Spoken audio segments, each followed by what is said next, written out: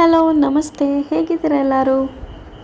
ವಾರಗಳು ಬಂತು ಅಂದರೆ ಸಾಕು, ಒಬ್ಬೊಬ್ಬರು ಒಂದೊಂದು ದೇವಸ್ಥಾನಕ್ಕೆ ಮಿಸ್ ಮಾಡದೆ ಹೋಗ್ತಾರೆ. ಹಾಗೆ ನಾನು ನನ್ನ ಗಂಡ ಶನಿವಾರದ ದಿವಸ ಶ್ರೀ ಶನೀಶ್ವರ ಸ್ವಾಮಿ ದೇವಸ್ಥಾನಕ್ಕೆ ಮಿಸ್ ಮಾಡದೆ ಹೋಗ್ತೀವಿ. ನಾವಿವತ್ತು ಬಂದಿರೋದು ಹಾಸನದ ವಲ್ಲಭಭಾಯಿ ರೋಡಲ್ಲಿರೋ ಶ್ರೀ ಶನೀಶ್ವರ ಸ್ವಾಮಿ ದೇವಸ್ಥಾನಕ್ಕೆ.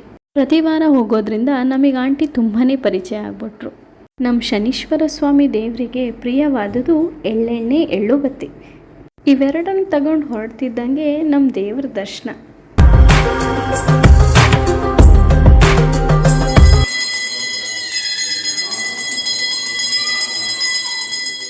ಬರೀ ಶನೀಶ್ವರ ಸ್ವಾಮಿ ದೇವರು ಅಷ್ಟೇ ಅಲ್ಲದೆ ಗಣೇಶ, ಸುಬ್ರಹ್ಮಣ್ಯ, ಈಶ್ವರ, ಅಮ್ಮನವರು ಹಾಗೂ ಅಭಯಾಂಜನೇಯ ದೇವರ ಗುಡಿಗಳನ್ನು ನಿಮಗೆ ಕಾಣಸಿಗುತ್ತೆ. ಗರ್ಭಗುಡಿಯಲ್ಲಿರೋ ದೇವ್ರ ದರ್ಶನ ಆದಮೇಲೆ ಹೊರಗಡೆ ಇರೋ ನವಗ್ರಹಗಳ ಪ್ರದಕ್ಷಿಣೆ.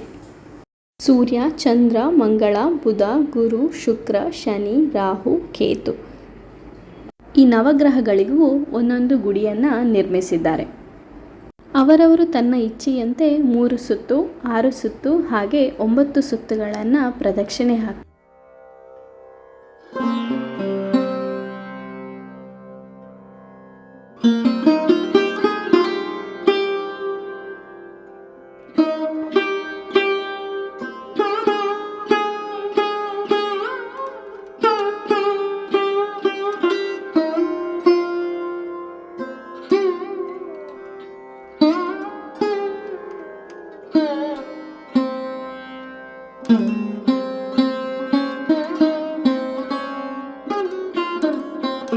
ಹೊರಗಡೆ ದೇವರಿಗೆ ಪ್ರಿಯವಾಗಿರೋ ಎಳ್ಳು ಬತ್ತಿನ ಹಚ್ತೀವಿ.